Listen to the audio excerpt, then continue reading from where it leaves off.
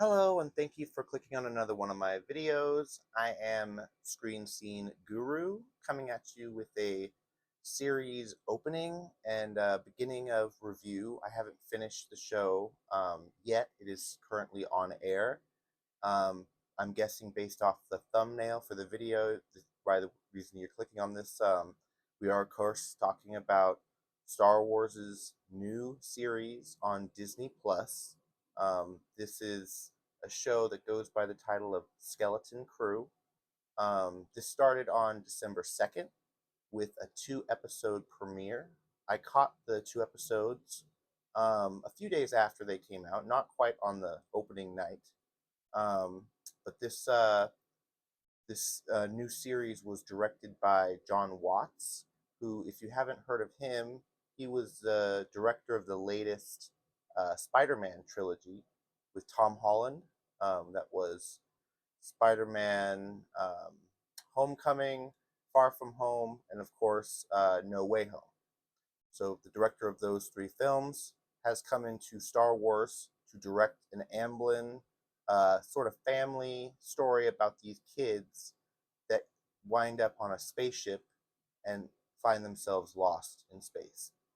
Very interesting story, a good plot so far, um, totally taking us to new expanded universe territories that we haven't seen before in the Star Wars universe, which I really like. I'm grateful that we're getting this new show right around the holidays for those of you celebrating all around the world and in the country. Happy holidays, Merry Christmas, depending on what you celebrate. I'm hoping that you all are having a good time watching streaming stuff or spending time with family and friends. But I've just been catching up on new TV and movies and just trying to come out with a little bit more content for y'all on the channel. But going back onto Skeleton Crew, we have, of course, the first 2 episodes, and I've got a bit of information pulled up here. We've got the first one titled "This Could Be a Real Adventure," which I thought was a perfect title for an opening show. They really knocked it out of the park immediately. Once it ended, I wanted to start a second episode, so just continue the story.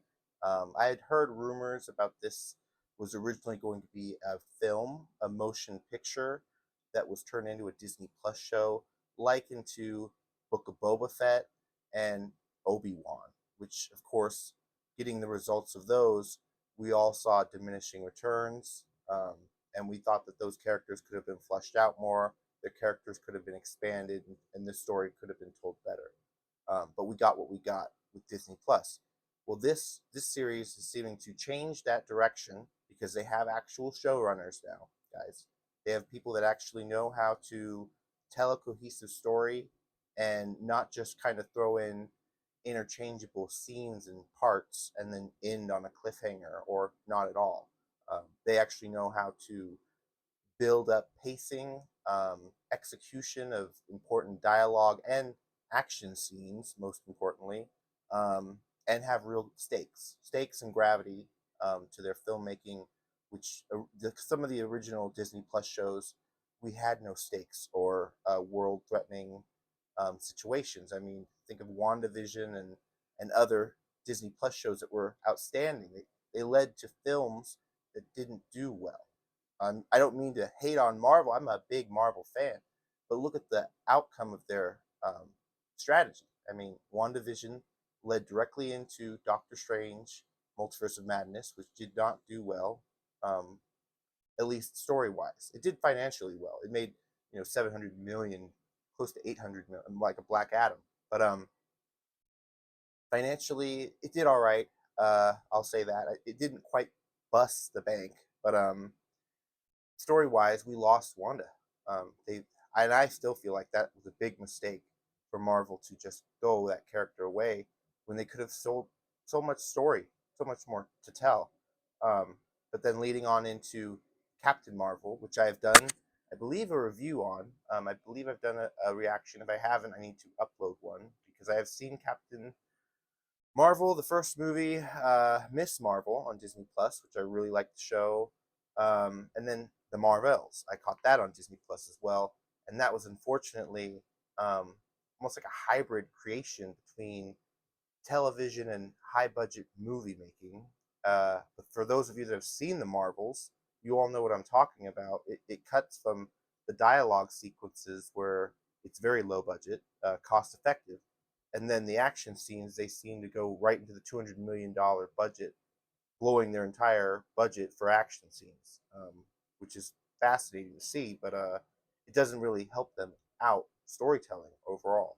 Uh, but going back to the original topic, Skeleton Crew, we've got episode 2, which was a big blow up to the story because the first episode, kind of spoilerish, is that you see the kids, they find the ship, dig it up, they get inside, and it immediately goes off into hyperspace.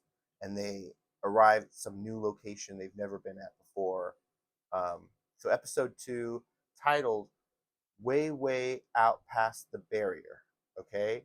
Now, for those of you that have watched the first episode, you know that the planet that they're on is somewhere in the New Formed Republic, and they have a barrier, almost like a ring, if you will, of like Saturn. But this isn't space dust or any kind of natural feature. I believe this was some kind of sentry drone, like a almost like a barrier to prevent ships from coming in and out. But however, because their ship had already gone into hyperspace when they left orbit, the drones couldn't have taken it out. They couldn't have stopped it. So that was kind of fascinating to see in the first episode, that they have somewhat of a barrier around their planet, and they get obviously beyond, way, way out beyond the barrier.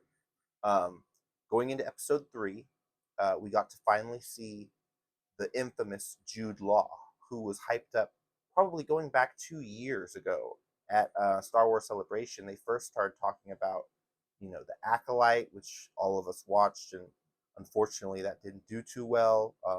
This year, I believe it came out in 2024. Yeah, um, but the Acolyte, they were talking about that for a very long time, and we heard rumors and speculation. We heard even less rumors and speculation about this Skeleton Crew series, and yet now it's coming out and it's fantastic. It's probably one of the best Star Wars projects, I'll say, to date, next to Andor.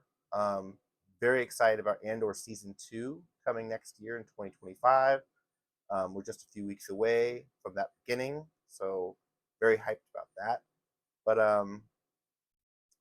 episode 3, going into the title is Coming of Age. Okay, and this was a almost like a parody for the kids in the group, the child cast, and also Jude Law's character, because we don't know who he is exactly. They've rumored and teased that he's a former Jedi, but then they've also said the age gap doesn't quite make sense with Order 66 happening, and then all the events of the series is supposed to happen after The Mandalorian, which is supposedly several years after the Empire's fallen. So how would that work as far as him being a Jedi? A lot of people have speculated he was a Padawan maybe when the Order fell, and he survived just by becoming a pirate. And that's of course a really interesting story. We've seen him use a bit of the Force, but also we've seen him be able to like kind of take care of business when the kids can't get out of a situation. They'll just send Jude Law's character, which I believe they called him. Let me look up real quick. Um, they have his name cast. They should. Um. So yeah, they call him Doge Naud, Dojanaud, which that's like an alien name. And then later on, he's also given the name.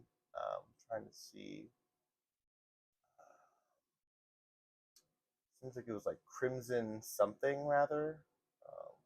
Can't remember. There's also a pirate name that he goes by, but they're calling him Doge Naud, which I don't know if that's important to the comics or not. Um, Interesting little side story. But going over some of the cast right now, they have quite a bit of some of the child actors. There's 2 boys and 2 girls. I'm not familiar with them. I believe this is the first project they've worked on. Uh, which is cool to see.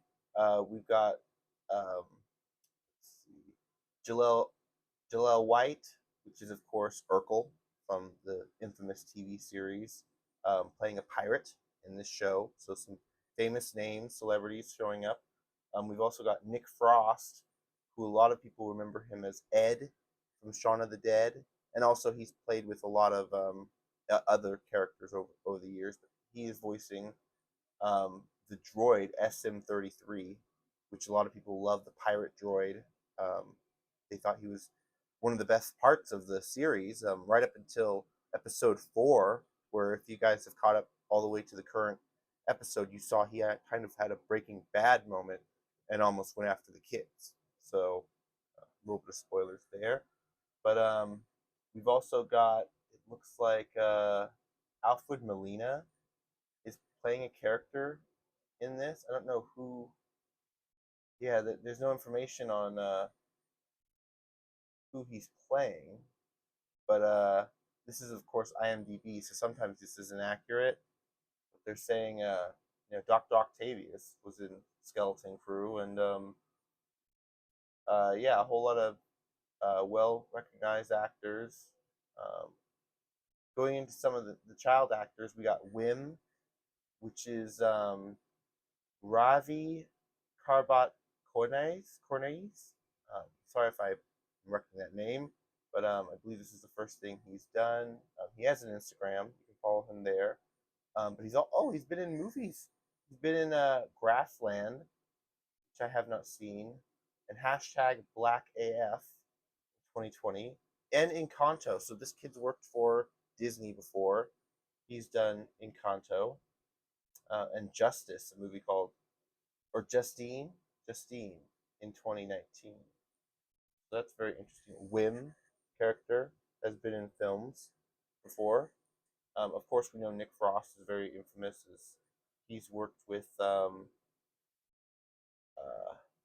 Simon Pegg before in the Cornello trilogy, which is, of course, um, Shaun of the Dead, and Hot Fuzz, and At World's End.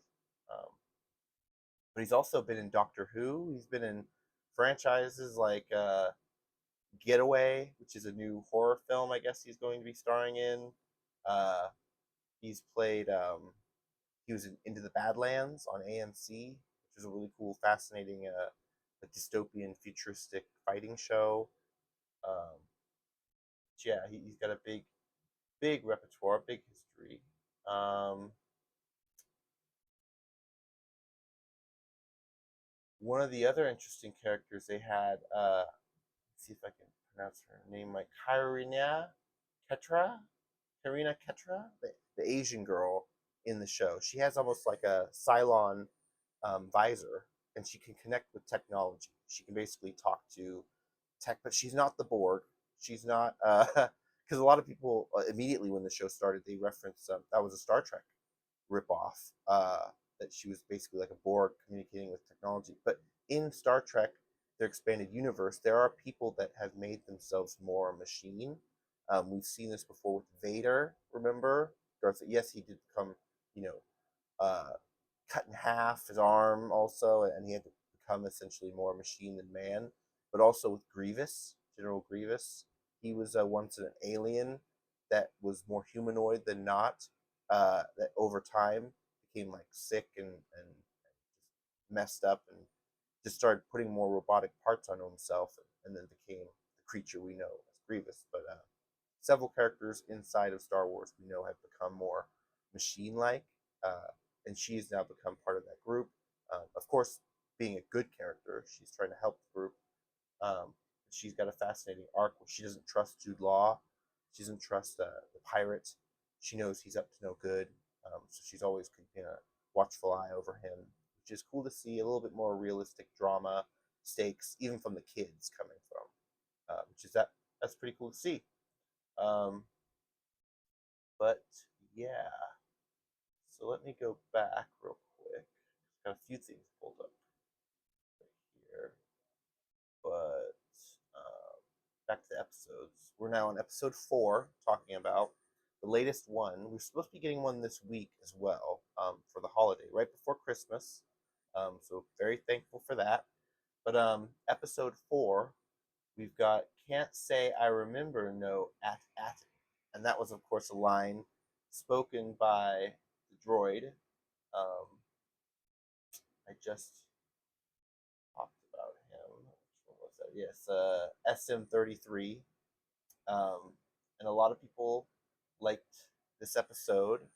They basically where the kids are trying to discover a route home, and they know there are other worlds in their system nearby, and they can map or chart a way to those worlds because in the previous episodes, going into a little bit of spoilers, guys, um, even episode 2 or 3, Jude Law ended up taking them from this um, I guess you call it a pirate camp or a pirate spaceport, um, which looked fantastic. It looked like some of the best Star Wars we've gotten on Disney Plus since the beginning, since Mandalorian season 1. And apparently they used a lot of volume, which was fascinating because you couldn't tell at all. The CGI looked perfect. But after the kids broke Julaw out of his jail, he was essentially locked up in jail with them. But he showed them that using the Force, he could have gotten out of the jail at any time, but he needed a ship to get away. So he was just basically waiting for someone with a ship to arrive. But he begrudgingly helped the kids, even though he wanted to leave the droid behind, SM-33. They tell him that no, we have to have the droid. He's part of the crew, part of the ship. So he goes back and gets him. But of course, we see a little bit of I don't want to say controversial, but a little bit of a more adult tone Star Wars, like Andor, where we see him maybe potentially taking out people, but they cut off screen. They don't show you what he actually does because he's a scoundrel. He's a bad guy, but they don't want to show you that side of him. They still kind of want to show him. He's kind of almost like a Han Solo ish. This is their appease to the fans. But anyway, going on, they go to one of these planets, which I wonder if I could pull up the name of it. I'm not even sure. Skeleton Crew. If they got reactions on it on YouTube, they got reviews. Let me look up real quick.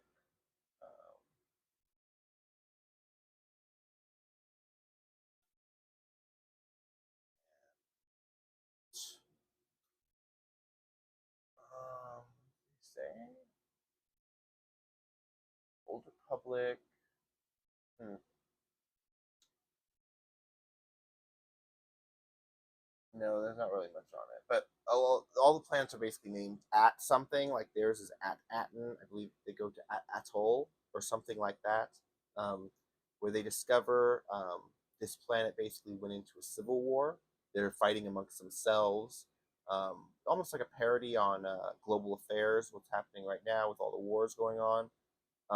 And they have shown that they have a watchtower or a supervisor's tower, if you will, that has maps of the star system, different coordinates for getting to the different planets. But then, of course, when they get to theirs at Atten, they see that the map has been destroyed. It has been like scratched, kind of like just basically obliterated to where you can't scan it. And their droid remembers. They program him to remember that he had been to the planet before with his previous captain to find the planet and destroy the map. And when they try to get him to tell them where it is, defense mechanism goes off where he tries to tear the kids apart, which I thought was really fun. A cool pirate trope where Jude Law had to come in and just deactivate the robot. But we're getting episode 5 this week, and I'm really liking the show. So I definitely highly recommend everybody check this out. Um, for those of you that haven't caught the show, uh, check it out and make sure you let me know your thoughts. I'm probably going to make another video on this later on if I've seen a couple more episodes. I'll probably wait for 2 or 3 more episodes to come out and then I'll make another one. But make sure to like the video, subscribe, comment down below for what you guys think about the show. Let me know all your thoughts. Follow me on Instagram at Screen Scene Guru. But until next time, guys, have a good one. Stay safe and happy holidays to everyone celebrating in the country and around the world. I hope you're having a good one, spending time with your family, and eating some good food. Yeah. Bye bye.